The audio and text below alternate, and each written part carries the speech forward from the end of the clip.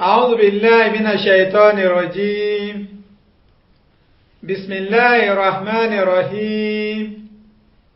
وصلى الله على محمد وآله طيبين طاهرين. اللهم صل على محمد وآل محمد وعجل فرجهم. àfi àsìkò yìí kẹ́yọ́ máa yá wa nínú ìsìlámù pé assalamu alaikum wa rahmatullahi wa barakatuh. ìkẹ́ ọlọ́run àti ọlá ọlọ́run àti orí ajé ìjẹ́tọ̀ rẹ̀ kí ó máa bá ẹnìkọ̀ọ̀kan wa gbé. láì ní gba àsìkò ara wa léni lágbára ògo Ọlọ́run Ọba, a ó tẹ̀síwájú lórí àwọn ọ̀rọ̀ tí a ń sọ lórí àwọn ọ̀kan nínú àwọn àsàlàfíyà àlèwàhábíyà ilẹ̀ Yorùbá, lórí ọ̀rọ̀ tí wọ́n sọ lórí àwa ṣíà nígbà tí wọ́n kọ́mẹ́tì lórí ọ̀rọ̀ tí bàbá wa àáfàá wa ọlọ́lá wa Mudirul Markaz Babalágége, lórí ọ̀rọ̀ tí wọ́n sọ nípa wípé ẹnikẹ́ni tó bá ti ń kórìíra àwọn ṣíà, ànábì ló ń tọ́hún yẹn ń kórìíra. Kí ọ̀nà bá kó bá ṣàlékún àlàáfíà, ẹ̀mí gígùn, ọlá àti ọlà fún bàbá wa Babalágége, àlùbáríkà ànábì wa Muhammad àti àwọn ará ilé rẹ̀. ọ̀rọ̀ tí bàbá wa Mudirul Markaz tí wọ́n sọ yìí, ó dà gẹ́gẹ́ bí bọ́ǹbù ni, àdó olóró tó lágbára gan, ọ̀kín sọ pé báyà bí mísáìlì ni bàbá jù sí orí àwọn àsàlàfíyà. torí pé gẹ́gẹ́ bá a ṣe ń sọ fúnra wa, àwọn kan tí wọ́n ká sí àwọn àsàlàfíyà dáadáa tí wọ́n lè bá wọn jà pẹ̀lú ẹ̀rí tó lágbára, tí wọ́n lè fi tó àṣírí ìṣekúṣe tí wọ́n ṣe nínú ẹ̀sìn kẹ́sì tí wọ́n ń sìn, irọ́ tí wọ́n pa mọ́ ànábì wa Muhammad, irọ́ tí wọ́n pa mọ́ àwọn ìyàwó rẹ̀, irọ́ tí wọ́n pa mọ́ àwọn ará ilé rẹ̀, irọ́ tí wọ́n pa mọ́ àwọn sàhábà. ẹni tó lè tó àṣírí wọn náà ni àwọn ṣíà. ìgbà tí wọ́n gbọ́rọ̀ tí bàbá wa Mudirul Markaz sọ yìí, orí bẹ̀rẹ̀ sí ní fọ́ wọn. lára àwọn tó wá sọ̀rọ̀ sí orí ọ̀rọ̀ tí bàbá wa Mudirul Markaz sọ yìí, òun náà ni ọ̀kan nínú àwọn àsàlàfíyà àlùwàhábíyà tí wọ́n pera wọn ní Ahlus Sunnah nílẹ̀ Yorùbá. ọ̀kan lára wọn náà ni àáfàá Abdul Hakim Al-Kutubi àti ìkejì rẹ̀ àáfàá Kamaluddin Ibrahim. àwọn ni èmi sì rí for now tí wọ́n sọ̀rọ̀ lórí ọ̀rọ̀ tí Mudirul Markaz sọ, kí ọlọ́ba kó jẹ́ kárí bàbá pẹ́ lórí ti dáadáa. tí ẹ bá gbàgbé, a ti kọ́ àwọn arákùnrin lẹ́kọ̀ọ́ díẹ̀ láti fi ṣàlàyé ìrújú tó fẹ́ gbé wọlé sí ilẹ̀ Yorùbá nípa àwa ìjọ mùsùlùmí ṣíà. lénìí a ó tẹ̀síwájú nípa àwọn ọ̀rọ̀ àti àwọn ìrújú tí àwọn arákùnrin yìí Abdul Hakim Al-Kutubi àti ìkejì rẹ̀ Kamaluddin Ibrahim tí wọ́n fẹ́ gbé wọlé Yorùbá láti fi bà àwa ìjọ mùsùlùmí ṣíà, láti fi bà wá lórúkọ jẹ́.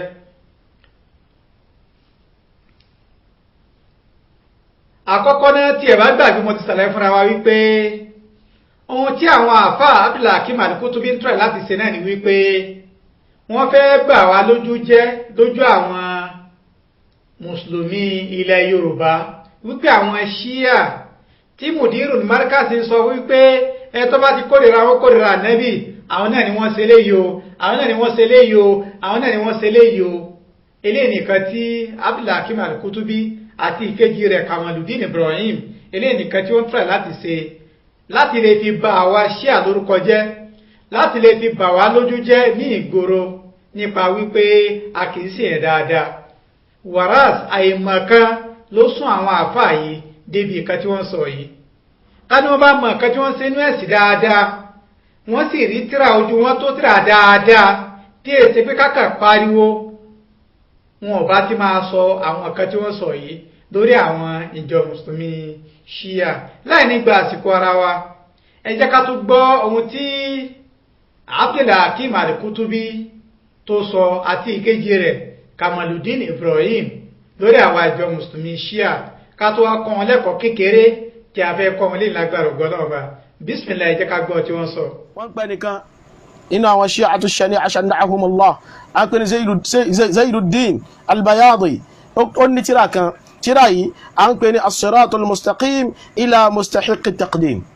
As-siratul mustaqim ila mustahiq at-taqdim. Ma lọ rí wá wọn tírà àwọn Shi'a ni àgbákò tírà Ọlọ́run mọ́jà bá wọn nígbàgbọ́ sáwọn tí máa ń bẹ nínú ẹ̀. Inú àwọn àgbààgbà àfà Shi'a táwọn náà táwọn bá dárúkọ ẹ̀ báyìí tí wọ́n ṣe pé sàdánkátà. Nígbà tí ń sọ̀rọ̀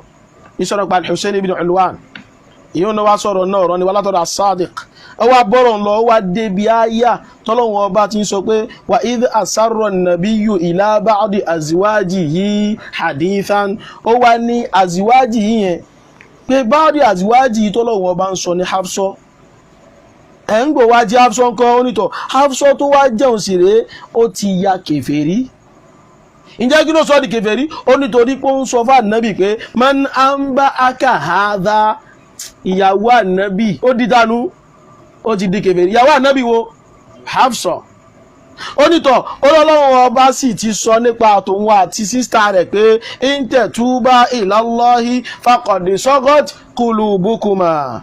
Ó ní aizagat pé ẹ̀kọ́ kan yìí ní ti yẹ. Ó ní wazaigul kúfùrù sí ni. So látara bẹ́ẹ̀ Hafsa tí ń jọmọ Umar tí ń jẹ́ ìyàwó ànábì wa Muhammad kèfèrí ni. Àtàràpọ̀jẹ́ kèfèrí yóò wọ náà jọ gbé al-qiyama. Wíwọ náà rẹ̀ jọ gbé al-qiyama yóò ṣe gbére khalidatan mukhallada.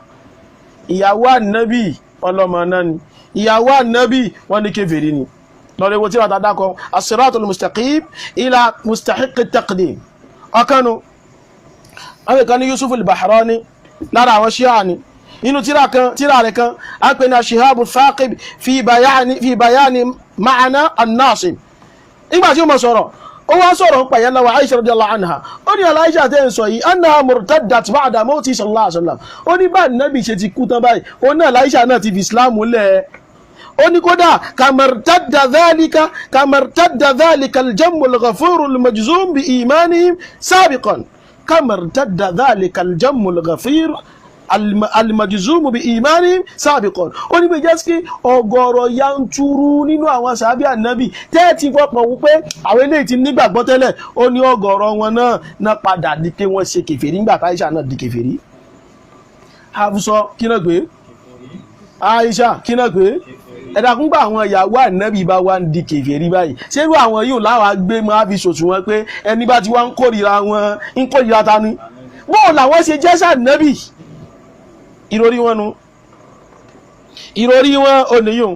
Ìkànnì wọn náà Muhammad ibn Hussein nígbà tó mọ̀ sọ̀rọ̀ nu tíra rẹ̀, àwọn tíra rẹ̀ ní al-arba'in fi imamati al-a'immati at-tahirin. الأربعين في إمامة الأئمة الطاهرين. أني مما يدل على إمامة أئمتنا الاثنى عشر أن عائشة كافرة مستحقة للنار وهو مستلزم لأحقية مذهبنا وأحقية أئمتنا الاثنى عشر، وكل من قال بإمامة الاثنى عشر قال باستحقاقها اللعنة والعذاب. سبحان الله. أني نجوم توقع إيقا وعفا وعفا غنى الاثنى عشر. Àwọn yẹn wọ́n gbà pa àwọn ọmọ Ànábì 12, wọ́n gbà káwọn méjèèjìlá yìí ẹni tí ò tẹ̀ lè ṣàṣìṣe ni wọ́n. Àwọn Ṣíà kan nírú gbàgbọ́ yìí, àwọn làwọn àfáà máa ń pè ní alifna ashariya. Inú àwọn ọ̀ràn Ṣíà tó burú làwọn náà wà. Ìgbà tí ó mọ sọ̀rọ̀ ó nínú tó ń tọ́ka lórí ìjà aṣáájú àwọn alifna ashariya táwọn wíwù. Anna Aishata ó nítorí pé ìyá ńlá wa Aisha kafiratun ó ní kèfèrí ni. Mustahiqqatun linnar, ẹni tó lẹ́tọ̀ọ́ kó wọ iná ni. Wa huwa mustalzimun li ahaqiyyati madhhabina, ó ní ẹ̀dẹ̀ ń tọ́ka lórí pé madhhabi àwọn yìí ló tọ́jú sẹ́. Wa ahaqiyyati a'immatina al-ithnay ashar, ó sì ń tọ́ka pé àwọn olórí àwọn méjèèjì láì aláwọn náà ni wọ́n lẹ́tọ̀ọ́ sí gbogbo táwọn sọ yìí jù. wa kullu man qala bi imamati lithni ashar ó ní gbogbo ẹni tó bá ti lè wá gbà ipe àwọn ìmáàmù méjèèjì láì àwọn náà gbọ́dọ̀ jẹ́ àwọn náà sì lẹ́ni tá gbọ́dọ̀ níwọ̀n sí àṣìṣe ó ní qala bi istihqaqiha al-la'n wal madha wal adhab irú ẹni yẹn náà mọ̀ gbà pé Aisha ẹni tó yẹ ká mọ̀ gbé ṣépè ni Aisha ẹni tó yẹ ká mọ̀ retí pé yóò jìyà ńjọ́ gbé al-qiyamah ni Olúwa foríjì wá pa nàrè ti ọ̀rọ̀ yìí o Ọlọ́run dákun foríjì wá pa nàrè ti ọ̀rọ̀ yìí o Ọlọ́run dákun foríjì wá pa nàrè ti ọ̀rọ̀ yìí o wọ́n ti wọ́kọ́ sọ̀rọ̀ Hafsa ayé ẹ̀kọ́ wọ́n ti wọ́n sọ̀rọ̀ yánlá wa Aisha radiyallahu anha wọ́n ní ọmọ náà ni ó sì lẹ́tọ̀ọ́ sí ká mọ́ sí kínú káwọn ọmọ gbé ṣépè láwọn mínú ọwọ́ abadé lẹ́vù pé nínú táwọn gbà páwọn ó fi mọ́ súnmọ́ lọ́hùn òun ni káwọn dẹ̀ jókòó báyìí sọ yìí tí wọ́n mọ̀ ṣe azkar tọ́mọ̀jẹ́ subhanallah alhamdulillah la ilaha illallah allahu akbar la hawla wala quwwata illa billah táwọn ó bá mọ̀ ṣe azkaru tán bẹ́ gbalada ọmọgọ́ la'natullahi ala aisha la'natullahi ala aisha la'natullahi ala aisha la'natullahi la ilaha illallah ọlọ́run dákun foríjì wá pa nàrẹ́ ti rẹ̀ o àfẹ́ kọ́ ní burúkú yóò wọ̀ lú wa wá wọ́n ń polówó àwọn eléré ibú yìí fún wa lójí à ń jẹ́ káwọn èèyàn wọ́n mọ̀ pé wọ́n èé sẹ́ni èèyàn máa ń polówó débi táwọn wá ní ìkórìíra wọn ní ìkórìíra nàbí sáwọn eléyìí ò ti mọ̀ fọ̀tá hàn sáà nàbí. ìkànnì ọ̀rọ̀ fún àwọn al-Majlisi onáni tí a kan haqqul yaqin ẹ máa gbọ́ haqqul yaqin ìgbà tí mo sọ̀rọ̀ ń bẹ̀ ó ní wa aqidatuna ó ní aqida àtàwọn adájẹ́ ṣíà annana natabarra'u min al-asnam al-arba'a annana natabarra'u min al-asnam al-arba'a ó ní àkídà tí wá ní pé àwọn òsà mẹ́rẹ̀ẹ̀rin àwọn ò gbà wọ́n gbọ́ o ta ló òsà mẹ́rẹ̀ẹ̀rin Abubakar wa Umar wa Uthman wa Muawiya Abubakar wa Umar wa Uthman wa Muawiya ẹ lọ rẹ̀ gbọ́ wá sí kàwú dáadáa inú àwọn mẹ́rẹ̀ẹ̀rin ẹnìkan péré ní kàwé ìtasí directly ó ti ta sábùbákiri ó jára kàbùbákiri wálẹ̀ yányán bóun kọ́ níbẹ̀ pẹ̀lú ànábì nínú gáàrù Jabal Thawr ó jára kí Umaru ó lè wá ní pé Umaru ń bọ̀ ṣètánì wá ń sá fún ànábì wá ń kọ́ ó gbọ́ ẹ̀lá gbọ́ ó di mélòó ó jára kí Muawiya mo ní Muawiya ò sínú sàábé mo ní Muawiya ò sínú sàábé ó dìtọ̀ ó ní nínú àkídà táwọn náà wà ní sáàìl arba'a ó láwọn obìnrin mẹ́rin kan àwọn bọ́pábọ́sẹ̀ lọ́rọ̀ tí wọ́n náà àkídà táwọn nù àwọn mẹ́rin ọ̀hún dà Aisha wa Hafsa wa Hind wa Ummul Hakam wa min jami'i atba'ihim ó ní gbogbo ẹni tó bá ti ń tẹ̀lé àwọn tá a dákọ̀ yìí àwọn bọ́pábọ́sẹ̀ kúrò lọ́rọ̀ wọn wa ashiya'ihim gbogbo àwọn tí máa ń gba tiwọn tá ń jẹ́jọ wọn tá ń bá wọn ṣe àwọn tó bọ́pábọ́sẹ̀ lọ́rọ̀ gbogbo wọn wa annahum sharru khalqillah ala wajhil ard àti pé àwọn táwọn dárúkọ yìí àwọn ni ẹ̀dá Ọlọ́run tó burú jù lórí ilẹ̀ wa annahu la yatimul imanu billah àti pé ìgbàgbọ́ Ọlọ́run ọba ò lè pé wa rasuli ìnígbàgbọ́ sa nabi ò lè pé wal a'imma ìnígbàgbọ́ sa wọn olórí ò lè pé illa ba'da tabarru'i min a'da'ihim àfilẹ́yìn téèyàn bá tó gbọ́ pábọ́sẹ̀ kúrò lọ́dọ̀ àwọn ọ̀tá wọn àwọn làwọn ọ̀tá wọn làwọn tó kalẹ̀ yìí sáwọn eléyìí lẹ́mọ̀ á sọ fún wa pé àwọn ilé ọ̀wọ̀ yìí lẹ́mọ̀ á sọ fún wa pé ìkórìíra wọn ò ní ìkórìíra ànábì. wọ́n ń pè ẹnìkan ní al-Ayyashi nínú tafsiri rẹ̀ nígbà tó débi ọ̀rọ̀ Ọlọ́run ọba Allah subhanahu wa ta'ala tí Ọlọ́run sọ pé laha sab'atu abwab likulli babin minhum juz'un maqsum suratul Hijr aya 44 tọ́lọ́wọ́ bá ń sọ̀rọ̀ iná Ọlọ́run ní iná ní ẹnu ọ̀nà méje ó lẹ́nu ọ̀nà méje tẹnu ọ̀nà kọ̀ọ̀kan sì ṣe kí ni tààpin lọ́tọ̀ọ̀tọ̀. faqal ó wá ní ń ṣe tafsiri nù ó ní òun gbọ́ látọ̀dọ̀ bàbá Busayr látọ̀dọ̀ Ja'far ọmọ Muhammad ó ní yu'ta bi jahannama laha sab'atu abwab wọ́n gbé iná jahannama dé lálkìyàmà wọ́n wọ́dé olójú ọ̀nà méje babuha al-awwal liz-zalimi wa huwa az-Zurayq ẹnu ọ̀nà rẹ̀ alákọ̀ọ́kọ́ yóò jẹ́ ti alábòsí ńlá ni tí ń jẹ́ Zurayq tẹ́ẹ̀mọ́ ní táwọn ṣí a máa ń pè ní Zurayq ẹ̀mọ́ Siddiq náà ń pè ní Zurayq Abubakar Siddiq bọ́tí máa ń pè nù sábà fẹ́ pé orúkọ ẹ̀wọ̀n ní Zurayq wọ́n ní òun ní ó lẹ́nu ọ̀nà àkọ́kọ́ òun ló lẹ́nu ọ̀nà ibẹ̀ lòun ó gbà wọnú náà jahannama lọ́dọ̀ àwọn ṣíà. wọ́n ní wà báàbù ha àtàní lihubro haptar, wọ́n ní ẹnu ọ̀nà rẹ̀ lẹ́ẹ̀kejì haptar ló ní Umaru náà ń pè bẹ́ẹ̀ o. so wọ́n ní Umaru ni ó ní ẹnu ọ̀nà ẹlẹ́ẹ̀kejì, ẹnu ọ̀nà méjì ti kó ń bí àbí okùn márùn-ún. wọ́n ní wà báàbù àtàlís lè sàlís, ẹni kẹta wọn ló ní ẹnu ọ̀nà ẹlẹ́ẹ̀kẹta. tálẹ́ ní kẹta wọn àfàwà Uthman. so àwọn ni wọ́n kọ́kọ́ mú ẹnu ọ̀nà náà jahannama. mẹ́rin tó kù làwọn ọmọ náà yòókù gbà wọ́. Abubakar ló là kọ́kọ́, Umaru ló ní kejì, Usman ló ní kẹta. àwọn Ṣíà àti Mágàjí Agége ní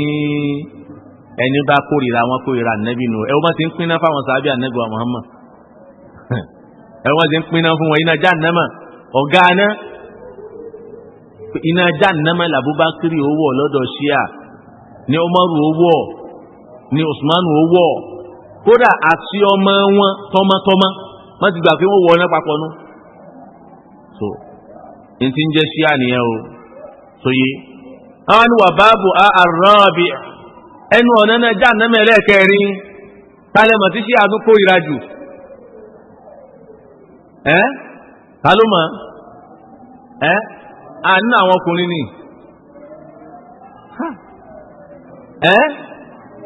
Muawiya ta ló sọ Muawiya barakallahu fi Muawiya ní Ṣíà jẹ́ kí ni náà tó kórìíra jù. wọ́n wá ní ẹnu ọ̀nà ẹlẹ́ẹ̀kẹrin náà jahannama Muawiya lónìí. wọ́n ní Muawiya ló ní ẹnu ọ̀nà iná ẹlẹ́ẹ̀kẹrin. kí ló fà á tẹ́rí gbogbo má ṣe jẹ́ khalifa síhun náà fi pín wọn. tẹ́wọ̀n pé Abubakar ní khalifa alákọ̀ọ́kọ́, òun lẹ́ni àkọ́kọ́ tí ó kọ́kọ́ wọ náà jahannama. òun yóò mú dọ́ nọ́mbà 1 salbabul awwal. so dọ́ ẹlẹ́ẹ̀kejì yóò jẹ́ ti Umar, ẹlẹ́ẹ̀kẹta ti Usman. tẹ́wọ̀n fáwọn yìí ń dájọba ṣe ni Aliyu bá wọn fà pẹ̀lú Ali, wọ́n gbà yẹn ni. tẹwárí Muawiya ń tiẹ̀ òun pínlú pẹ̀lú Ali. so kò ti tètè juwọ́lẹ̀, gbà tó juwọ́lẹ̀ Ali mú òun náà ṣe kí ni ó mú kálukú wá ń ṣèjọba rẹ̀ ní ààyè rẹ̀ ní. wọ́n ní Muawiya ló ní dọ́ ẹlẹ́ẹ̀kẹrin onígbàbẹ̀ wọn náà jahannama. wallahi olórí ibu ni Ṣíà, olórí ibu ni Ṣíà. ẹni bá sì mọ̀ ẹni tí à ń sọ yìí nípa Ṣíà tí wọ́n á ń dìfẹ́ǹdì wọn olórí ibu lòun náà, kò rújú kó lórí ibu kan náà gbogbo wọn, kọ̀nfàmù olórí ibu gbogbo. alhamdulillah, gbogbo alágbọ́n tí àfà Abdulhakeem Al-Kutubi àti ìkejì rẹ̀ Kamaluddin Ibrahim sọ lórí àwọn ìjọ mùsùlùmí Ṣíà, kí ẹ bá gbọ́ tí wọ́n sọ dáadáa. wọ́n kó tọ̀rọ̀ àfà ọ̀kan náà àwọn àfà wa Zainuddin Al-Amuli, wọ́n sì kó tọ̀rọ̀ àfà wa kan Yusuf Al-Barani àti àfà wa kan Muhammad ibn Hussein àti àfà wa Al-Majlisi àti àfà wa Al-Ayyashi. eléyìí ni ó pa àwọn àfà wa ọ̀rọ̀ àwọn àfà wa tí wọ́n lò láti fi sọ wípé àwọn Ṣíà o, wọ́n ní ìyàwó Aisha kèfèrí ni wọ́n ti di kèfèrí lẹ́yìn ìgbà tánàbí ikú tán. ìyàwó Hafsa wọ́n ní kèfèrí ni wọ́n sì wọnú náà Jahannama níjọ́ gbéra kìyàmà. wọ́n ní Abubakar o, Umar o, Usman o, Muawiya o, gbogbo apáta ọmọ náà ni wọ́n tún bá débi pé tẹ́bá gbọ́ ìtí Kamaluddin Ibrahim sọ, ó bá débi wípé wọ́n ní ilẹ̀kùn méje tó wà nínú Jahannama, ọlọ́mọdé àbá ń wọ̀kan nínú gbogbo ẹ̀. wọ́n lẹ́kùn àkọ́kọ́ ẹ tí ó wọ̀ bẹ́ẹ̀ ní àkọ́kọ́ tó kọ́kọ́ wọnú ilẹ̀kùn àkọ́kọ́ òun ní Abubakar. ẹnì kejì ni tí ó wọnú iná tú lẹ̀kùn kejì, òun náà ní Umaru. then lẹ̀kùn kẹta Usmanu, lẹ̀kùn kẹrin Muawiya àti bẹ́ẹ̀ bẹ́ẹ̀ lọ. eléyìí nìkan tí àwọn àáfàá méjèèjì sọ nípa àwa Ṣíà. àwa náà sì rèé especially ládùúgbò wa, tá a bá gbọ́rọ̀ àwọn ọ̀rọ̀ báyìí ẹ̀rọ ọmọ bàbá wípé irú àwọn èèyàn wo làwọn Ṣíà yìí tí wọ́n sọ pé ìyàwó Ànábì, ìyàwó Aisha tó jẹ́ ọmọ Abubakar yóò wọnú náà. ìyàwó Hafsa tó jẹ́ ọmọ Umar náà wọnú náà àwọn èèyàn bú ni wọ́n ń táwọn èèyàn fẹ́ máa sọ nìyẹn torí pé ìmọ̀ wa kéré nípa ìmọ̀ ẹ̀sìn èyí tí wọ́n gbélé wa lọ́wọ́ nígboro òun náà là ń lò tábà wá gbọ́ ọ̀kan tó bá kọ́ńtárì sí ìkẹta àti mọ̀tẹ́lẹ̀ yẹn á mọ̀ rò fáwọn tí ó ń sọ ọ̀kan tuntun yẹn o èèyàn burúkú ni wọ́n wàrà sọ lè má rí bẹ́ẹ̀ èdè náà ló fà á tí Al-Kutubi àti ìkejì rẹ̀ Kamaluddin Ibrahim wọ́n fẹ́ fi lo àwọn ọgbọ́n yìí láti fi bà wá lójú jẹ́ nígboro wípé ẹ wo àwọn tí Mudirul Markaz ń gbèjà àwọn tí ó sọ pé ìyàwó Aisha ó wọ̀ náà Abubakar ó wọ̀ náà Hafsa ó wọ̀ náà Umar ó wọ̀ náà Usman ó wọ̀ náà Muawiya ó wọ̀ náà àti bẹ́ẹ̀ bẹ́ẹ̀ lọ sáwọn ilé wa ni Mudiru gbọ́dọ̀ máa sọ wípé ẹ tó bá ń kórìíra wọn ó kórìíra Ànábì ẹ̀yin náà ó sì rí tẹ́ bá rí gbogbo àwọn tí ó kọlù wọlé níjọ́ tí Al-Kutubi ṣe lẹ́kṣọ̀ rẹ̀ ẹ̀rí kò gun ọ pátá wọ́n kàn sọ̀rọ̀ bí ìbínú ni torí pé ọ̀pọ̀lọpọ̀ wọn ẹlòmí ọ̀tí ẹ̀gbọ́n tó ń jẹ́ ṣíà rí ẹni tó gbọ́ ṣíà rí kò tí ẹ̀ mọ̀ nípa ṣíà ṣeun táwọn àfa àwọn ọmọ nípa rẹ̀ làwọn ọmọlẹ́yìn wa mọ̀ nípa rẹ̀ wọ́n wá fẹ́ lu ọgbọ́n yìí láti fi ṣe kíni o láti fi bà wá lórúkọ jẹ́ àkọ́kọ́ ní kí tó wọnú ọ̀rọ̀ yìí ní ọ̀rọ̀ tó pọ̀ láti sọ lórí nǹkan yìí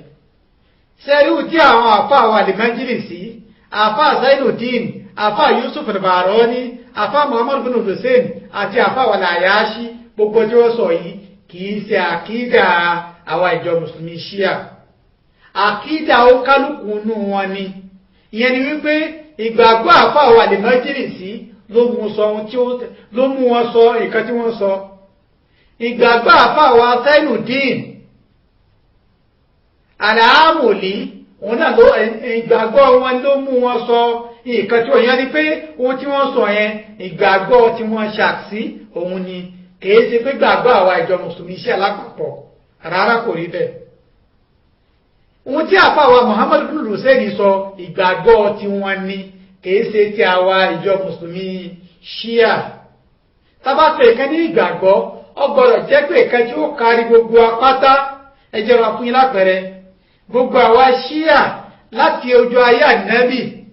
tó fi dé orí ẹ tí ó padà dígbẹ̀yìn tá yóò fi parẹ́ tí mọ́ màdí ó fi dìde ìgbàgbọ́ wa nípa ọlọ́run ọba ní kẹyọ ọ̀kan ṣoṣo ní ọlọ́run ọba ẹ lè rí ṣíà kan bó ṣe lè wulẹ̀ kó kéré tó kó wá sọ pé ọlọ́run àwọn ṣíà o méjì ni kò pọ́síbù ilé làkìdá nínú àwọn àkìdá wa ni gbogbo alápálùpọ̀ lórí rẹ̀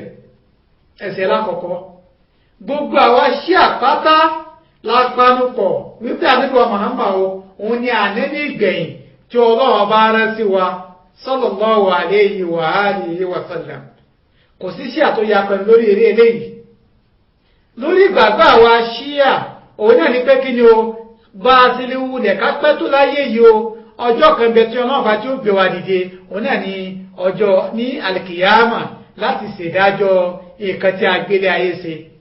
àwọn iṣẹ́ òun níyà pẹ̀lú lórí àwọn ọ̀rọ̀ yìí ilé lápẹ́ lákìídà ṣùgbọ́n kẹ́nìkan máa lọ ọ̀rọ̀ àfá Zainuddin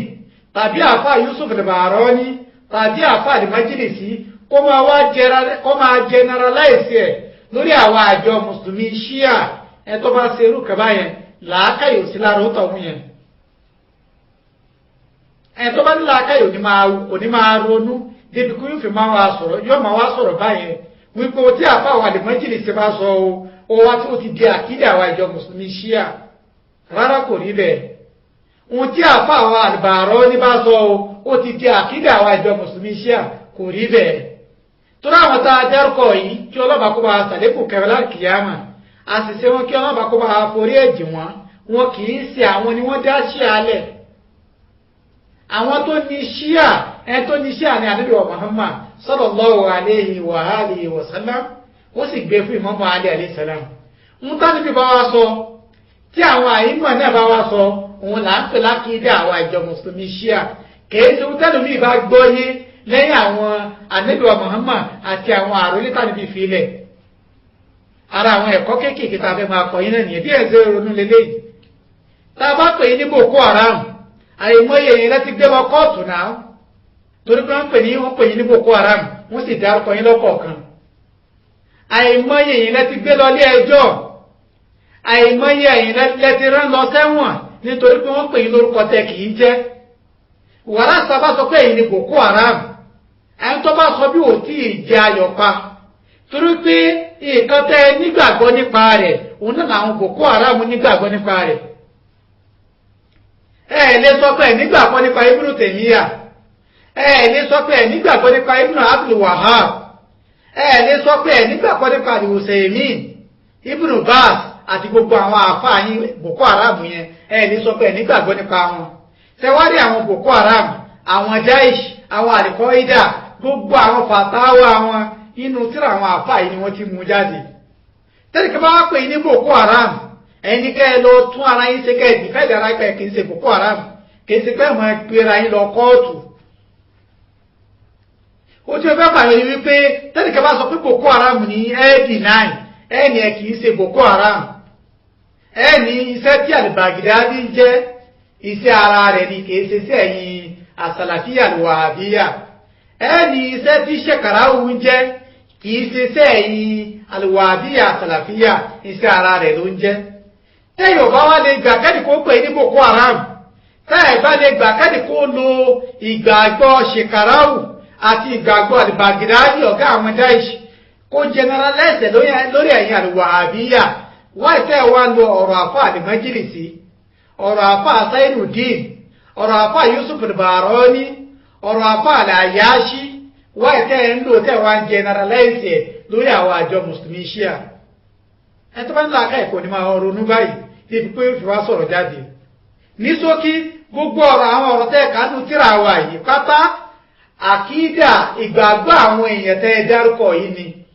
ó ń bẹ́nu àwọn àfáà wa tó pọ̀ jáńbúrẹ́tẹ́ tí wọ́n ní ìkan míì tó kọ́ńtárì ìkan táwọn àfáà yìí sọ lórí ìyàwó Aisha lórí ìyàwó Hafsa lórí Abubakar lórí Umar lórí Usman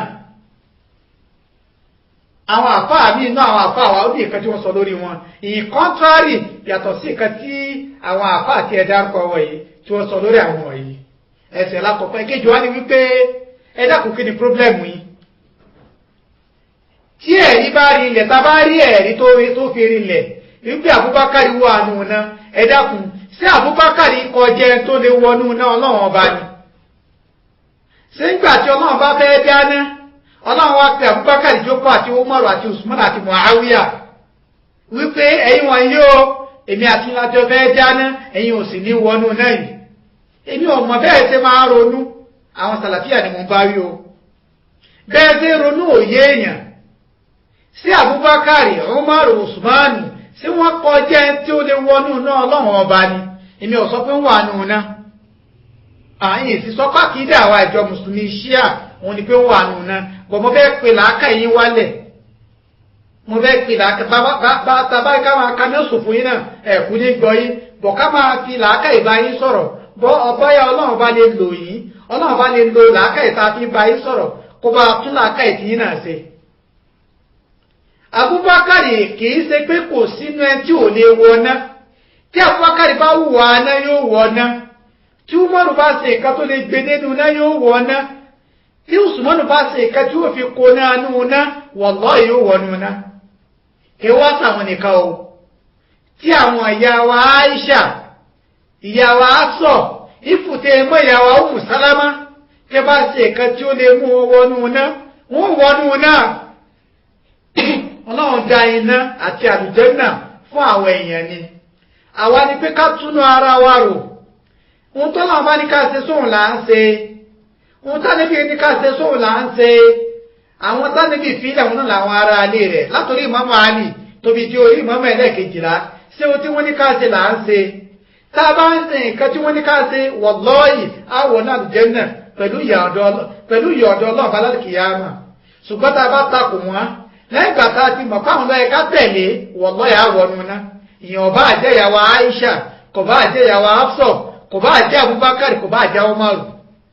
nǹkan tó lè mú yẹn máa wọ náírà ní pé kí ni o ká ṣe nǹkan tí Ọlọ́run bá rí ká ṣe ká sì jìnnà sí nǹkan tí Ọlọ́run bá rí ká jìnnà sí ká ṣe nǹkan tí Ànábì àti àwọn ará ilé rẹ̀ ní ká ṣe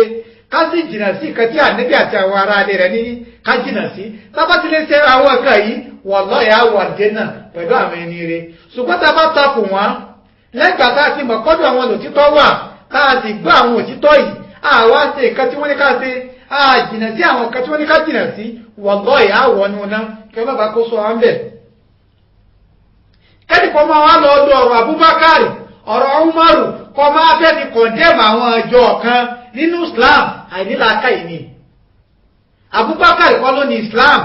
Umaru kọ́ ló ní Islam tẹ́nìkan bá pé kèfèrí wàhálà àwọn àtọ́lọ́hún ni kò sí tọ́ka tọ́lá kò sí tọ́ka tòwáàsì wàhálà ẹni tó pé ní kèfèrí àti òun ọjọ́ pàdé láti kìyàmà ìyẹn ní ká má máa ṣe Islam tí wàá lọ ẹni tó ní Islam ní Ànábì wa Muhammad òun ló gba ẹ̀sìn wọn láti ọ̀dọ̀ náà ọba ẹni tó níbi sí gbé ẹ̀sìn lé lọ́wọ́ òun náà ní àwọn ará ilé rẹ̀ méjèèjìlá látòrí ìmámù Ali tóbi dé orí ìmámù ẹlẹ́ẹ̀kejìlá ìmámù Al-Mahdi ajjalallahu farajahu sharif nítorí eléyìí kẹ́ máa wá lo ọ̀rọ̀ wípé àwọn àfáà kan pé Abubakar Umar Usman ní kèfèrí kẹ́ máa fẹ́ fi ṣẹ̀rùbà àwọn èèyàn láti lè fi kọ̀ndẹ́mù ṣíà náà kò bá lákẹ́ ìmú àìní ìkan tẹ́ fẹ́ sọmọ́ ló kù tẹ́ bá ní ìmọ̀ ẹ gbé ìmọ̀ jáde ẹ sọ̀rọ̀ lórí ìmọ̀ ṣùgbọ́n kẹ́ máa lọ wá àwọn àdáparọ́ kan tí ò ní túmọ̀ kẹ́ máa wá generalize ọ̀rọ̀ àwọn èèyàn kan méjì kẹ́ máa generalize lórí àwa ṣíà nù àáfàá tó bá mọ̀ nǹkan tó ṣe ní ẹ̀sìn tó sì dá rẹ̀ lójú wọn kì í ronú báyẹn débi kó fi máa wá sọ ọ̀rọ̀ báyẹn ìyẹn bẹ́ẹ̀ sẹ́rẹ́ gbogbo tí mo sọ yìí ọlọ́run ọba adékẹ́ọ́lá tó ní èmi àti ẹ̀yin tó ní àwa àti ẹ̀yin ọlọ́run ọba ti bá wa kílẹ̀ rẹ̀ nínú Al-Qur'anil Karim ìyẹn lè jẹ́ ìyàwó àníbi kí wọ́n wọnú ná èyí sì lè jẹ́ ìyàwó Ìbílísù kí wọ́n jẹ́ ìyàwó Ṣẹ̀tọ́n kí wọ́n jẹ́ ìyàwó Fáráò kí wọ́n sì wà ní Jánnà ǹjẹ́ ìyàwó ànábì kò ní kí wọ́n máa wọ̀ náà ká tó sọ pé ìyẹn jẹ́ àná ànábì ẹ lọ wo Suratu Tahrim Allah bá lè kẹ́lá sọ bára a'udhu billahi minash shaitanir rajim bismillahir rahmanir rahim tábàlọ wáyà ẹlẹ́ẹ̀kẹ́kọ̀ọ́lá ní ayé ẹlẹ́ẹ̀kẹ́wàá àti kọkànlá kí wọ́n náà bá sọ náà bá ní daraballahu masalan lilladhina kafaru imra'ata Nuhi wa imra'ata Luti ọlọ́run bá ti ṣe àpèjú ọlọ́run pòwe fún yín nípa ìbẹ̀rù ọlọ́run ọba ẹ̀rẹ́ tí ojú ọdún kọ ẹnìkan nínú sàárè ọlọ́run wá lo ọlọ́run pòwe ọlọ́run pa òwe fún àwọn kèfèrí látara tani látara ìyàwó ànábì wa Nuhu alayhi salam àti ìyàwó ànábì wa Lut alayhi salam kanata tahta abdaini min ibadina salihin sẹ́rà méjì ta dárúkọ rẹ̀ ta dárúkọ wọn yìí ìyàwó ànábì wa Nuhu àti ìyàwó ànábì wa Lútù àwọn ànábì ẹni ọlọ́run ọba ni wọ́n ó yẹ káwọn ìyàwó wọn kún wọ́n gba sàtífíkẹ́tì àbíjẹ́ náà automatically ni gbogbo nǹkan tí ẹ̀ lè fi wà jẹ́ náà ló ti wà lọ́dọ̀ wọn ṣùgbọ́n tòun ti bẹ́ẹ̀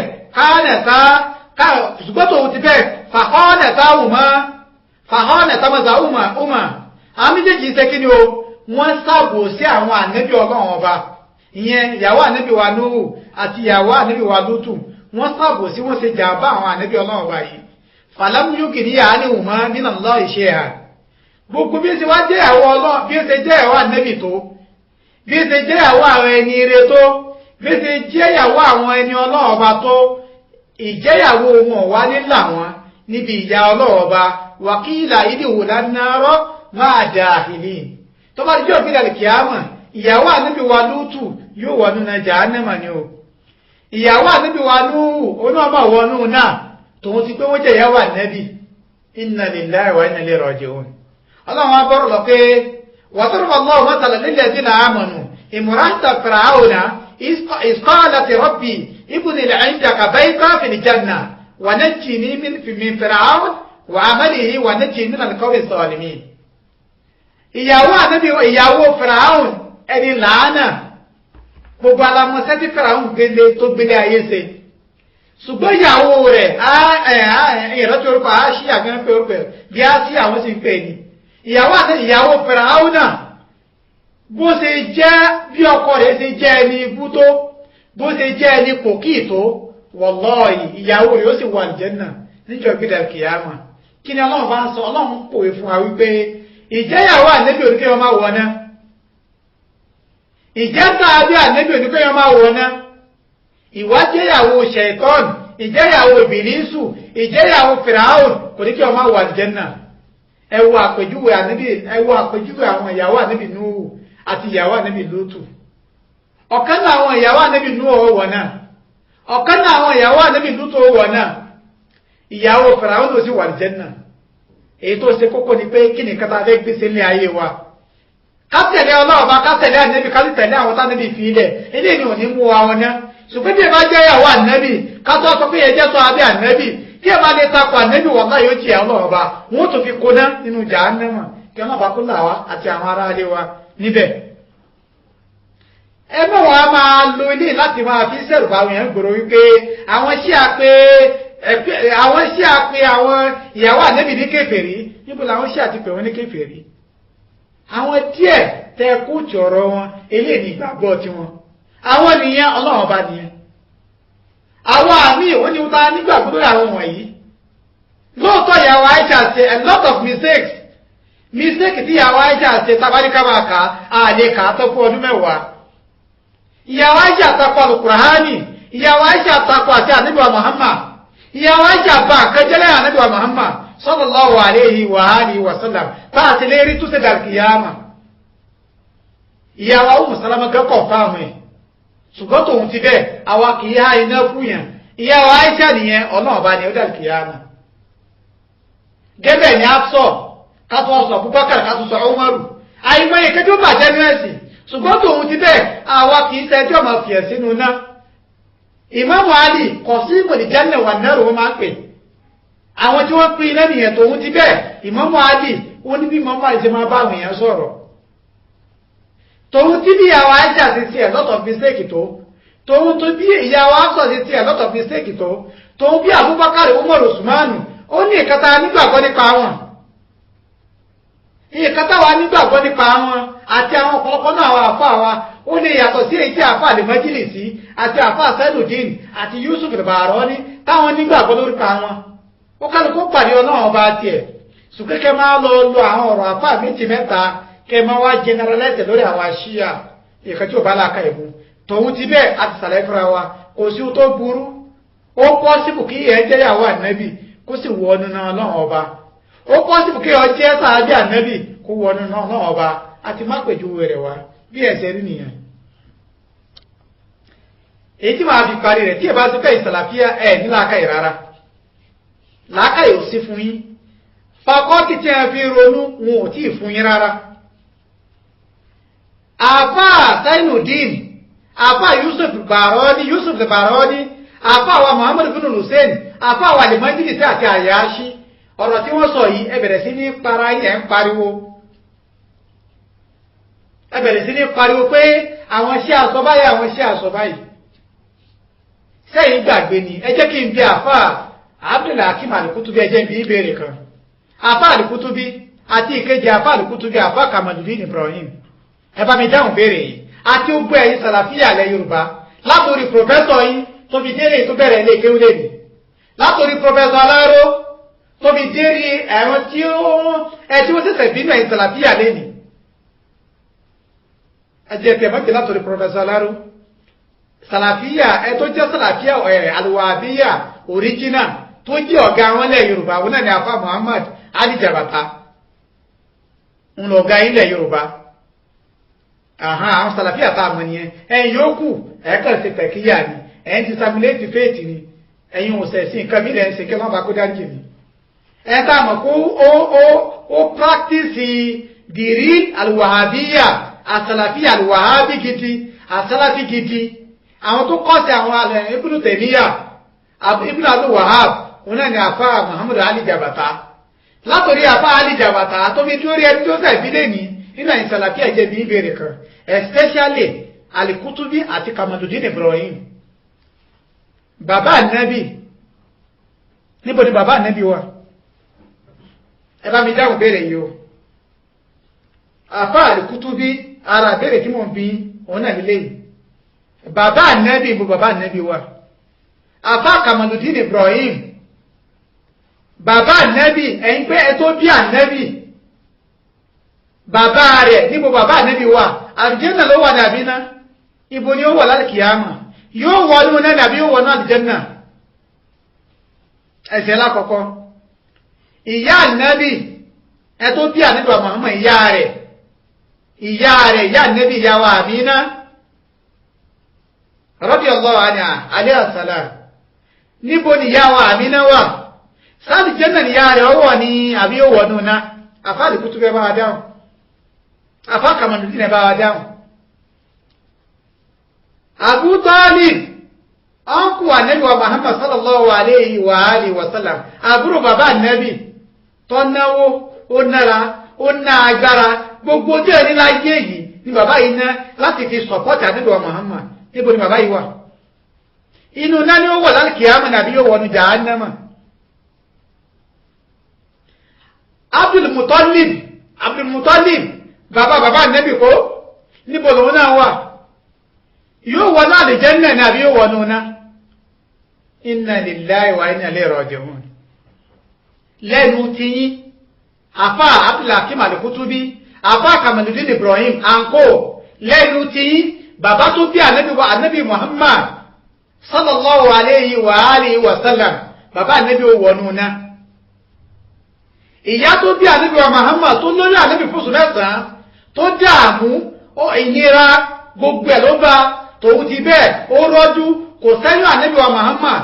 kò àbọ̀ tiẹ̀ ó bí ànábì wa Muhammad ṣùgbọ́n gbà tí ìyá yìí bí tán ìyá yìí subhanallah tó bá ti jẹ́ òbí dàlí kìámà ìyá yìí ó wọnú náà ọlọ́run ọba. Inna lillahi wa inna ilayhi raji'un. Abu Talib gbogbo tó ní lágbára lówó ní gbogbo ẹ̀ ló fi ra ànábì lọ́wọ́ if not because of that Abu Talib àti ọlọ́run ọba báyìí sáàmù ti fẹ́ lọ́dọ̀ tí wà lẹ́nu. Tani jẹ́ Abubakar tani jẹ́ Umar tani jẹ́ ìyàwó Aisha tani jẹ́ Hafsa nígbà tí àwọn Abu Talib ń lò lẹ̀ nígbà tí wọ́n fi wà pẹ̀lú ànábì wa Muhammad ìyàwó Khadija tani jẹ́ àwọn tá a dárúkọ rẹ̀ yìí àwọn tá a dárúkọ wọ̀nyí àwọn lè ná ogun tí wọ́n ní láti fi ra ànábì lọ́wọ́ láti lè jẹ́ kí ìsìláàmù ó fọ́ká ìsìláàmù jọ́dọ̀ wa àwa ń gbádùn wọ́n rẹ̀ nìkọ̀ọ̀kan wa lọ Mákà wọ́n rẹ̀ nìkọ̀ọ̀kan wa lọ Umra wọ́n ra adé fẹ́lòmíì wọ́n kọ́ mọ́tò fẹ́lòmíì ẹlòmíì gba scholarship pẹ̀lú àlùbáríkà nígbà Muhammad ta ló bí ànígbà Muhammad yìí ìyàwó Amina bàbá wa Abdullah àwọn ló bí ànígbà Muhammad yìí ẹ wá bí ẹ̀yẹ àsàlàfíà níbo ni àníbí níbo ni bàbá ànẹ́bí wà níbo ni ìyá ànẹ́bí wà níbo ni ẹgbà níbo ni àbúrò bàbá ànẹ́bí wà níbo ni bàbá ànẹ́bí wà kulluhum fi nnar gbogbo wọn wà nínú iná látẹnu ẹ̀yin sàlàfíà. Ọlọ́run ọba olúwa foríjì wá pé à ń nẹrẹ́tì ọ̀rọ̀ yìí o olúwa foríjì wá pé à ń nẹrẹ́tì ọ̀rọ̀ yìí o olúwa foríjì wá pé à ń nẹrẹ́tì ọ̀rọ̀ yìí o ọ̀rọ̀ àwọn sàlàfíà là ń nẹrẹ́tì wọn ní bàbá ànẹ́bí ó wọnú ná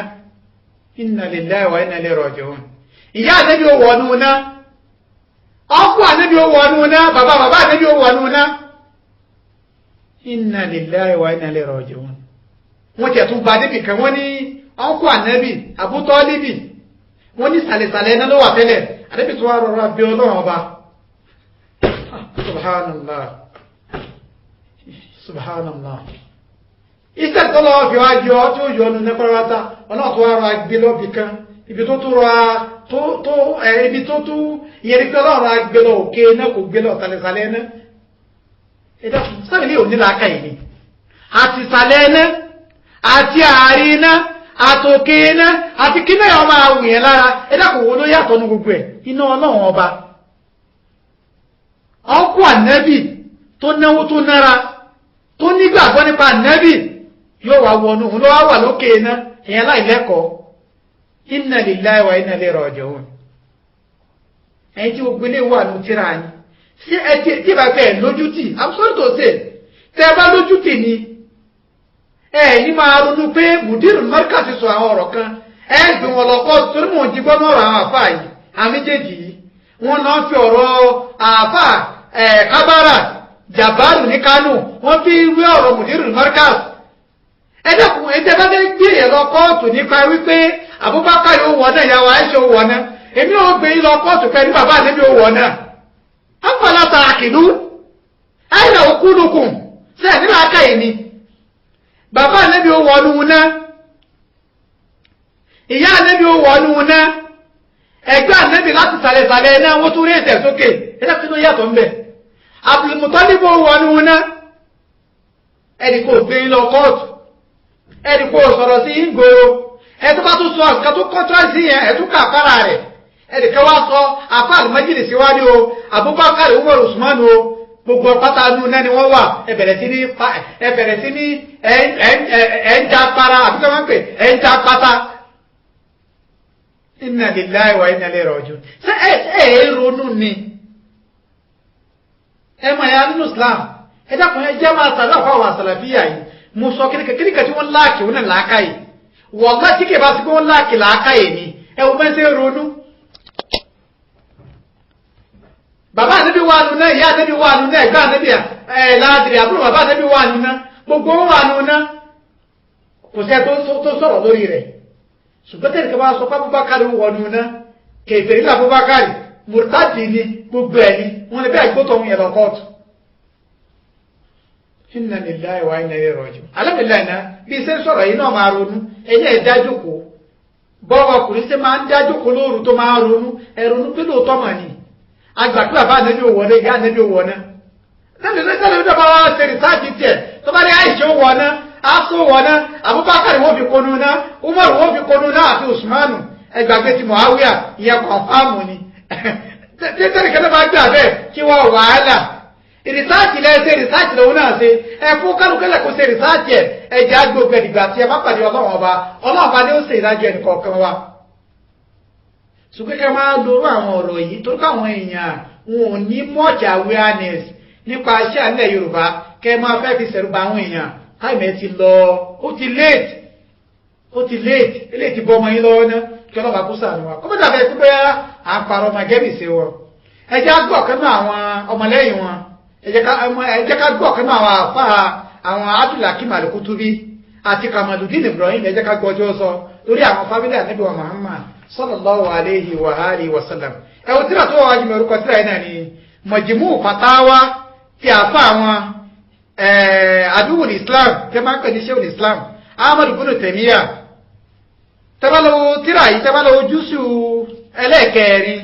èyí tí àwọn Khadimul Haramayn Sharifayn tí wọ́n ṣe báwọn ni wọ́n ṣe àwọn tẹ̀ síta àdónù tẹ́bálọ́wọ́ page 324 wọ́n bí Ibn Taymiyyah ẹ̀mọ́ gbàgbé sẹ́tẹ́ bá ka àwọn owó náà pa irọ́ jù láyé yìí àwọn tí wọ́n fẹ́ra wọn ti sínú Islam tí wọ́n parọ́ jù lẹ́tẹ̀ bá ti kà lẹ́yìn àwọn Bani Umayya lẹ́yìn àwọn Bani Umayya nàbà wọn àti ẹ̀kọ́ kàpẹ́ta ló parọ́ jù náà ní Ibn Taymiyyah ìyẹn ló fà tẹ́bàárí àwọn àsàlàfíà wọn mọ̀ ọ́ pa gan ẹ tí wọ́n jọ náà ní Ibn Taymiyyah pa ó pa burúkú rọ́ ṣe rí Sheikhul Islam tẹ́ fún yẹn ó ní túmọ̀ Sheikhul Islam túmọ̀ ẹ̀ náà ní pé ẹ tó parọ́ jù láyé yìí wọn ló jẹ́ Sheikhul Islam tẹ́bà lọ wo page 324 ẹnìkan bí Ibn Taymiyyah àwọn bí ìbéèrè kan ìbéèrè yẹn náà ni pé àrísọ́hà ánìnàbí sallallahu alayhi wa alihi wa sallam anna Allah tabaraka wa ta'ala ahya lahu abawai hatta aslama ala yadayhi summa mata ba'da dhalik ẹnìkan bí Ibn Taymiyyah lẹ́rẹ̀ wípé àrísọ́hà ánìnàbí sallallahu alayhi wa sallam ìjọ tẹ̀rí láti ọ̀dọ̀ Ànábì wa Muhammad ikọ́ Ànábì wa Muhammad o wípé Ọlọ́run padà bá jí ìyá rẹ̀ àti bàbá rẹ̀ lálẹ́ ìgbà tí ó ti kú tán Ọlọ́run jí wọn padà sáyé ìgbà tó náà wá jí wọn wọ́n wá gba Islam látọwọ́ Ànábì wa Muhammad Ọlọ́run sì wá pa wọn padà wọ́n bí Ibn Taymiyyah pé sí ọ̀rọ̀ yìí sórí ilẹ̀ ó bẹ́ẹ̀ náà àwọn àfà dáadáa inú ẹ̀sìn inú àfà alùsùnà tí ó gbà wípé ìgbà tí bàbá Ànábì àti Ànábì kú tán Ọlọ́run padà jí wọn nínú sàárè Ànábì wá fún wọn ní kálímà ṣàhádà wọ́n sì sọ pé la ilaha illallah Muhammad Rasulullah Ọlọ́run wá pa wọn padà yẹn ni pé ó ti di mùsùlùmí kó tó fa yílẹ̀ kí wọ́n bá kó wa tàlẹ́ kí rú àwọn àfà tí wọ́n sọ̀rọ̀ àwọn ọ̀rọ̀ báyìí gbogbo ọ̀nà àwọn àfà ẹ̀sìn wá láti fi dìfẹ́ǹdì bàbá Ànábì àti ìyá Ànábì pé kò pọ́sì kò sí bá láàka ìmú kó wà nù náà ilé wa ní ìbéèrè tí wọ́n bi ẹ tó parọ́ jù Aduwwul Islam Ibn Taymiyyah ẹ wá gbọ́n tí Ibn Taymiyyah sọ fàájàbá ìdáhùn Ibn Taymiyyah ni wípé lam yasiha dhalika an ahadi min ahli al-hadith ó ní àwọn lọ́dọ̀ àwọn àfà aládìsí o ààrí àfà aládìsí kan sọ báyìí tí ọ̀rọ̀ yẹn rí lẹ̀ láti ọ̀dọ̀ rẹ̀ wípé ìgbà tí àwọn bàbá Ànábì àti Ànábì padà fàyè lẹ̀ o Ọlọ́run padà jí wọn sáyé wọ́n á padà gba Islam látọwọ́ Ànábì ó ní kò ṣẹlẹ̀ ìyẹn ni pé ọ̀rọ̀ yẹn irọ́ ni ó ní kò sí látọ̀dọ̀ kò wá látọ̀dọ̀ àfà kan náà àwọn àfẹ́ẹ̀sì tó mọ̀ nípa ilmu hadith bal ahlul ma'rifa muttafiquna ala anna dhalika kasbun mukhtalaqun ó ní ìfúgà àwọn àfà tó nímọ̀ nípa ẹ̀sìn wọ́n panupọ̀ bó sì máa ń parọ́ nìyẹn o àdúgbò Islam Ibn Taymiyyah bó sì máa ń parọ́ nìyẹn ó ní gbogbo àwọn àfà panupọ̀ wípé bàbá ànẹ́bí o ìyá àti ìyá ànẹ́bí o wọn ò padà sáyé débi kó fi àgbà Islam kèfèrí ni wọ́n. wàyí kánà kọ́ni rọ́wà fi dhalika Abubakar yaani al-Khatib fi kitabi as-Sabiq ó ní káàtì ẹ̀ sọ wípé ẹ̀ta adárúkọ rẹ̀ inú àwọn àfẹ́ẹ̀sì Abubakar jọ ń pè ní al-Khatib ó gba ọ̀rọ̀ ìwádìí tíra rẹ̀ wípé bàbá ànẹ́bí àti ìyá ànẹ́bí o ń padà jí sáyé ó wá bẹ̀rẹ̀ sí ní ka àwọn àfáà tó sọ̀rọ̀ nípa yìí ó ní wà àmsáàdù àti alìmọ̀wádìí ẹ̀ ó ní àwọn àfáà mi wọ́n gbé àwọn ọ̀nà tíra wọn pé bàbá ànẹ́bí àti ìyá ànẹ́bí padà sáyé lójú ayé ànẹ́bí wọ́n wá gba Islam ìgbà tí Ibn Taymiyyah àwọn lọ́wọ́ ní falani sáà àbáni àálìlẹ̀ gbárífà annahu min as'ar al-mawdu'at kasiban kama nasu alayhi ahlul ilm ó ní gbogbo tí àwọn àfáà ìgbà wáyé nípa wípé bàbá ànẹ́bí àti ìyá ànẹ́bí padà jí sáyé wọ́n padà gba Islam lọ́wọ́ lójú ayé ànẹ́bí ó ní gbogbo ẹ̀ pátá ó ní àgbélẹ̀rọ ni ó ní kò rílẹ̀ lọ́dọ̀ àwọn onímọ̀ walaysa dhalika fil kutubil mu'tamada fil hadith wọ́n tẹ́ bá sì dénú àwọn tíra táwọn lè fara ti dáadáa nínú àwọn tíra àwọn as-salafiyya al-wahhabiyya ó lẹ̀ nírí àdìsí kan ibi tẹ́ fi sọ wípé ànẹ́bí o bàbá àti ìyá rẹ̀ padà jí sáyé wọ́n á gba Islam ó ní kò sí la fi sahihi wala fi sunan ó ní kò sí bí sahih Bukhari bẹ́ẹ̀ ni kò sí bí sahih Muslim wala fi sunan kò sí bí sunan ní Ahmad ibn Hanbali ọ̀ sunan ibn Majah wala fi masanid àti musnad Ahmad Hanbali àti gbogbo ìṣọ́ọ̀tì dìbẹ́ gbogbo tí àwọn àfáyèsì àwọn àsàlàfíyà àti àwọn alùsùnà ní bá bẹ̀ pé bàbá ànẹ́bí àti ìyá ànẹ́bí wọn padà wá padà sáyé ọmọ padà wá wọn padà gba Islam látọwọ́ ànẹ́bí orí gbogbo ọdún kò sí rárá wà náà wí zálìkà mi kutubil hadith al-ma'rufa wọn náà tàwọn tíra bí ta àdárúkọ ní bá bẹ̀ wípé ìkàtà sọ yìí ṣẹlẹ̀ ẹ wo bí àdúgbò Islam Ibn Taymiyyah ẹ bó ṣe ń darẹ̀ láàmú kí ni ká tó darẹ̀ láàmú fún ṣé láti dìfẹ́ǹdì bàbá ànẹ́bì ni rárá ṣé láti dìfẹ́ǹdì ìyá ànẹ́bì ni rárá láti tún sọ̀pọ̀tì wípé àti bàbá ànẹ́bì o àti ìyá ànẹ́bì o wallahi ìmú wà nù náà ni ọlọ́run ọba dẹ́rìkì mi o ikú mọ̀ nẹ́rẹ́ tọ̀rọ̀ àwọn yìí o kí ọlọ́run bá sànù wa. Ibn Taymiyyah ọwọ́ tẹ̀síwájú pé wala zakarahu ahlu kutubil magazi wa tafsir lẹ́yìn kàtà sọ táwọn àfà aládìsí wọn ò gba ìgbà wá nípa pé bàbá níbi àti ìyá níbi o wọ́n padà di mùsùlùmí bẹ́ẹ̀ ni àwọn àfà tó máa ń sọ̀rọ̀ nípa ìtàn àti àwọn àfò tafsir àwọn ò gba ọ̀rọ̀ tó jọ bẹ́ẹ̀ wá wàyí káànù kọ̀dìyẹ̀wò nàdọ̀ àyíká máa sọ yìí gbogbo àti mọ̀ wípé àwọn àfà tí wọ́n máa ń sọ̀tàn àti àwọn àfò tafsir kí ẹ ti máa ń gba àdìsí tó lẹ́sẹ̀lẹ̀ wá bẹ́ẹ̀ ni wọ́n gba àdìsí tó lẹ́sẹ̀lẹ̀ wá tòun ti bẹ́ẹ̀ wọn ò gba ìgbà wá nípa wípé àwọn bàbá ànẹ́bí àti ìyá ànẹ́bí padà jí sáyé wọ́n padà di mùsùlùmí lójú ayé ànẹ́bí ó ní kò sí tó jẹ bẹ́ẹ̀ rárá ó ní li'anna suhura kasbi dhalika la yakhfa ala mutadayyin ó ń torí wúta àwọn àfáà yìí náà fi gba irú ọ̀rọ̀ báyìí wá ní pé gbogbo ọmọ pátá wípé bàbá ànẹ́bí àti ìyá ànẹ́bí padà di mùsùlùmí o ọ̀rọ̀ tí ò pamọ́ ni irọ́ ní jẹ́ bẹ́ẹ̀ gbogbo ẹ tó bá ní ẹ̀sì lára yóò mọ̀ pọ́rọ̀ yóò irọ́ ni fàyínà nísìlá àzà làwọ́kọ̀ làkàrẹ̀ mímọ̀ tàtàwọ́pàrà lèhímá wàdẹ̀wáyí alàdákìlì fàyínà òmìnà àṣàwìlì òmúrì àríkọ́dìlà àádá ní wàjáì wọ́n tó pé tí rọ̀rọ̀ ibá tẹ̀lẹ̀ ọ̀rọ̀ tí gbogbo ọgbọ̀rọ̀ mọ̀ ní wípé ọlọ́run jí bàbá ànẹ́bí àti ìyá ànẹ́bí wọ́n padà gba Islam lẹ́yìn ànẹ́bí ó ní ìwà máa nàrí ìtẹ̀síwò tíra àwọn àfà láti sìn àti àwọn àfá onítàn àti àwọn àfá onítẹ̀síìrì ó jẹ́ ká mọ̀ pé ọ̀rọ̀ yìí ò ṣẹlẹ̀ ni wọ́n torí pé ọ̀rọ̀ yìí ọ̀rọ̀ tó ní sí pẹ̀lú bàbá ànẹ́bí àti ìyá ànẹ́bí inú àwọn míràkù ni nípa wípé àkọ́kọ́ bàbá ànẹ́bí jí àti ìyá ànẹ́bí padà jí sáyé ẹ̀kejì ni wípé wọ́n padà gba Islam ó ní ìyẹn ó ní àwọn ọ̀rọ̀ tí ó yẹ kó pamọ́ ni àìwá nírú ọ̀rọ̀ yìí nínú tírà ó jẹ́ ká mọ̀ pé irọ́ ni ìgbà tí Ibn Taymiyyah àwọn bọ̀rọ̀ bọ̀ wá ó sọ̀rọ̀ tó pọ̀ tọ́ba tẹ́ bá lọ wo pé tírà 25 ọwọ́ ni súnmọ́ àgbà khilaful kitab wà súnà sọ̀yíyá wà ní ìjìmá ó ní ìmá sọ pé bàbá ànẹ́bí àti ìyá ànẹ́bí ọ̀padà wà ní jẹ́nà ó ló tako súnà ó tako alùkùránì bẹ́ẹ̀ ló tako àparùkọ àwọn àfà àtàlẹ́fíà wàhábíyà ìyẹn ni pé ká sọ pé bàbá ànẹ́bí àti ìyá ànẹ́bí o wọ́n padà wọ àlùjẹ́nà ó tako alùkùránì ó tako súnà ànẹ́bí ó ìtako ìparùkọ àwọn àfà àtàlẹ́fíà wàhábíyà inna lillahi wa inna ilaihi raji'un. Subhanallah. Ó bẹ̀rẹ̀ sí ní mú àyà wá, ó bẹ̀rẹ̀ sí ní tútukùtù. Ó ní fabayyana Allahu ta'ala, ó ní bí àyà tó ń mú wa lókè yìí o, Ọlọ́run ṣàlàyé fún wa wípé àdáwò bí òun Ọlọ́run bá o, wípé dájúdájú o, la tawbata liman mata káfíra. Gbogbo ẹgbẹ́ tó bá ti kú ní kèfèrí, kò sí bá ṣe lè ṣe tawba fún, kò sí bá ṣe lè ṣàdúrà fún, kò sí bá ṣe lè tọrọ àforíjì tú fún, ó tọ́ yóò ní wà àlùjánnà mọ́, ó ti di kèfèrí nìyẹn, ìyẹn tó bá Ànábì àti ìyá Ànábì látẹnu Ibn Taymiyyah àdúwò Islam kèfèrí ni wọ́n.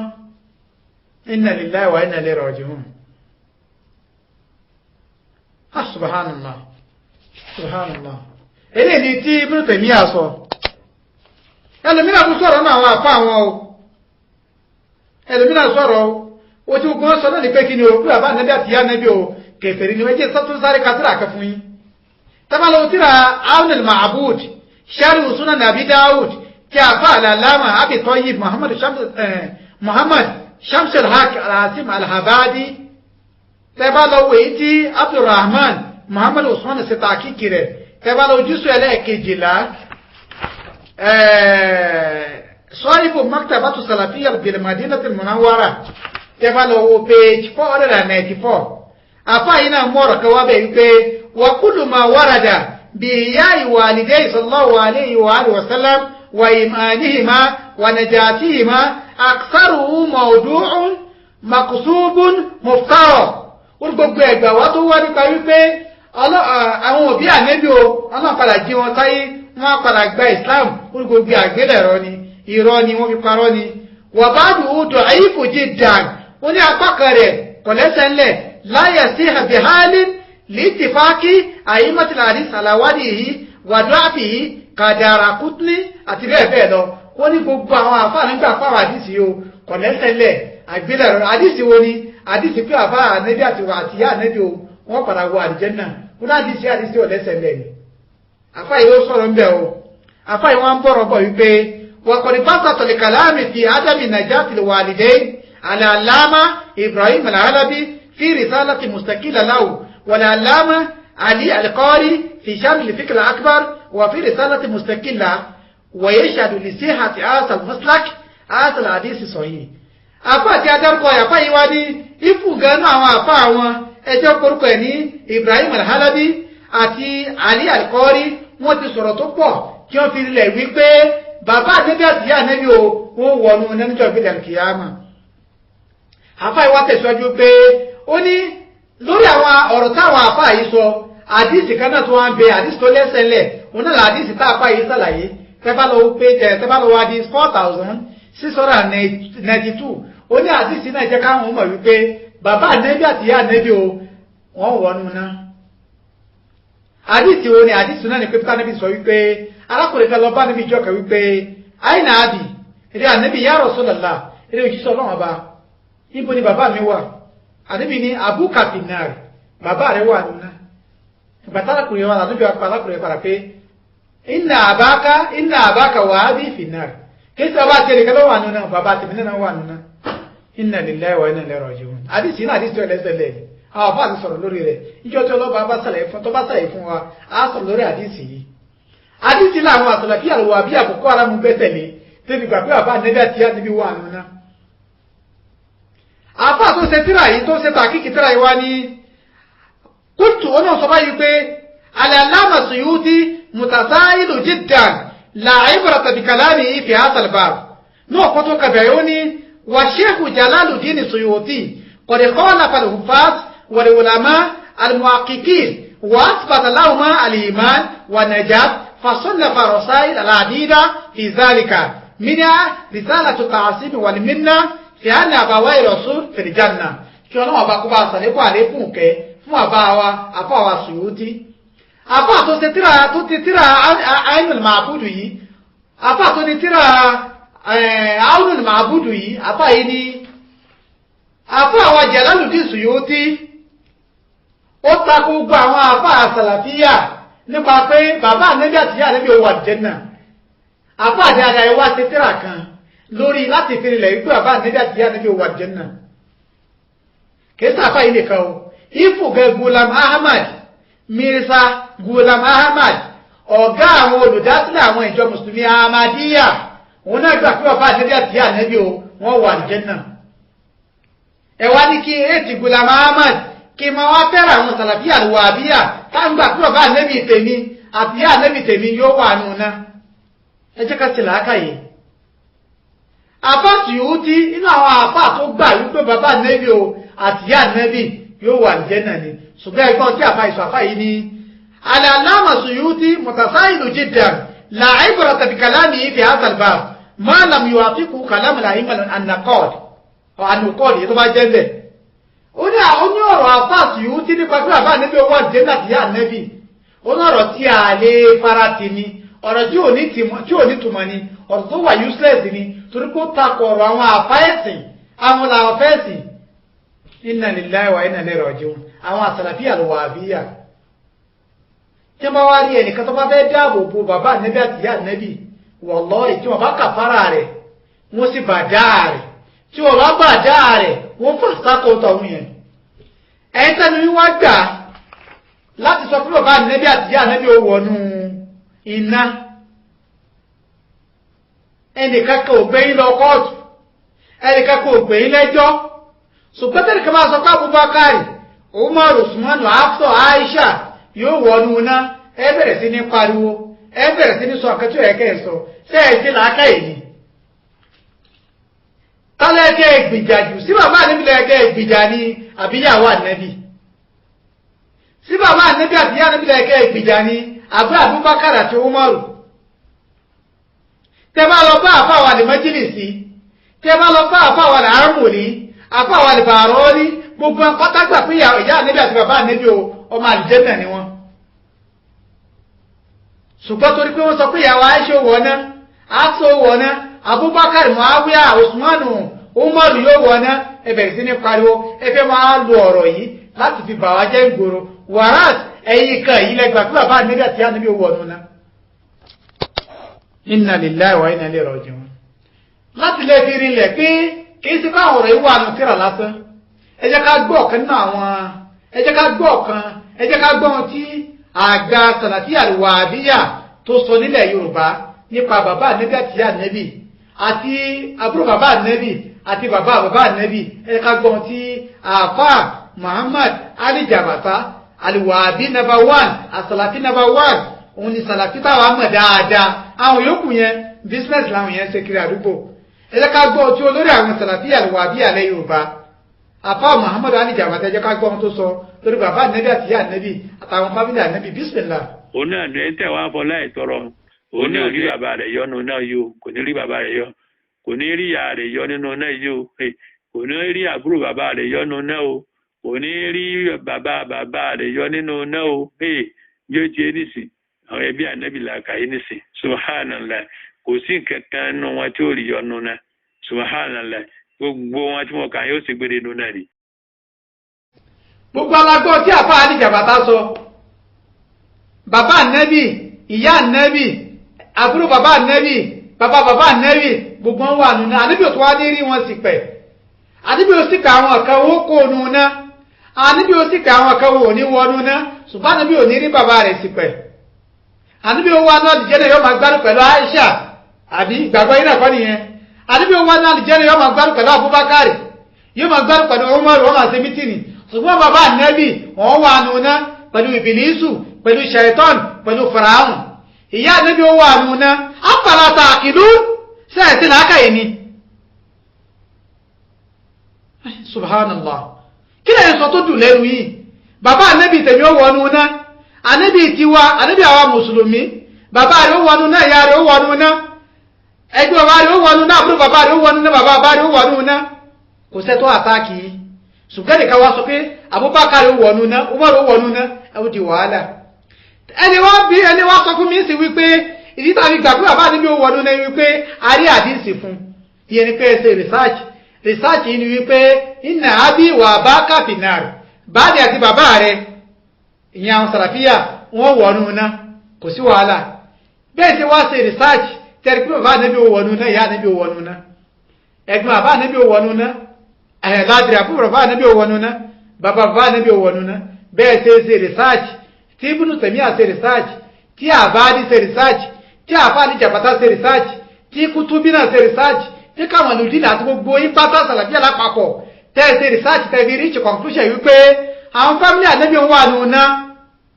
kò sí wàhálà gẹ́gẹ́ bẹ́ẹ̀ ni àfáà Zainuddin al-Amuli àfáà Yusuf al-Barani àfáà Muhammad al-Hussein àfáà Majlisi àfáà al-Ayashi gẹ́gẹ́ làwọn náà ṣe research wọ́n sì rí pé Abubakar o Umar o Usman o Muawiya o Aisha o Hafsa o ọmọ inú náà ni wọ́n tẹ́ bá gbọ́ tí Habibu Yasir Labib àfáà Yasir Labib àfáà Hasan Layari àti gbogbo àwọn àfáà tí wọ́n máa ń sọ pé àwọn wọ̀nyí ó wọnú náà tẹ́ bá rí ìkan tí wọ́n máa ń sọ ọ̀rọ̀ báyìí research ni wọ́n ṣe débẹ̀ kọ̀ wáyé kẹ́ ẹ máa bú wọn research lẹ́yìn náà ṣe débi pé bàbá ànábì ó wọnú náà àti ìyá ànábì research làwọn ilé náà ṣe débi wípé Abubakar Umar Usman ó wọnú náà àti Aisha àti Hafsa tẹ́lẹ̀kọ̀ bá ti wálé àtàkì yẹn mọ́lẹ̀ àtàkì àwọn yẹn ní àkọ́kọ́ ìkejì wá ní pé ọ̀rọ̀ àwọn wọ̀nyí ọ̀rọ̀ wọn àwọn oníkẹ́ ẹ máa àtàkì àwọn ìjọ mùsùlùmí iṣẹ́ lápapọ̀ tọ́lá àwọn iṣẹ́ àmì ìbẹ tó sọ nǹkan míì yàtọ̀ sí ìkan tí àwọn àfáà dáadáa yìí sọ kí ọlọ́ba kó sànù ẹnìkọ̀ọ̀kan kó sì kó sọ wa kó là wá kò nù náà jahannama níjọ́ gbẹ̀dẹ̀ kìámà alibarika níbi wa Muhammad àti àwọn ará ilé rẹ̀ ní ṣókí àfáà Abdulhakeem Al-Kutubi tẹ bá tó àpé bàbá níbi wà nù náà ti yá nẹ́bì àbúrò bàbá nẹ́bì àti bàbá nẹ́bì èmi ò rí tó burú tẹ́nìkan náà bá ṣe research lẹ́yìn náà ṣe tẹ́nìkan náà bá wá ṣe research tó bá ní Aisha Hafsa Abubakar Umar náà wà nù náà kò sí tó burú bẹ́ẹ̀ ẹ jẹ́ gbogbo ó di ọ̀dọ̀ Ọlọ́run bá ní òde àjọ ẹnìkọ̀ọ̀kan wa ẹ má máa lu ọ̀rọ̀ yìí láti fi wá bá wa ṣé àlórúkọ jẹ́ nígboro wọn tó bá lè rọrùn fún ìyá ànábì àti bàbá ànábì láti wọnú náà èmi ò rí tó burú tí ó wá di fíkọ́tù fún Aisha àti Hafsa àti Abubakar àti Umar àti Usman kátó aṣọ Muawiya tí wọ́n fi wá ní wọnú náà kí ọmọ bá kó sàánú wa ọ̀rọ̀ yìí ọ̀rọ̀ tó ṣe ronú sí ni ẹ jókòó bí ọmọkùnrin sí máa ń jókòó kẹ́ ronú nípa rẹ̀ kí ọmọ bá kó dáríjì ẹnìkọ̀ọ̀kan wa wa sallallahu ala Muhammadin wa alihi tayyibina tahirin Allahumma salli ala Muhammad wa ali Muhammad wa ajjil farajahu.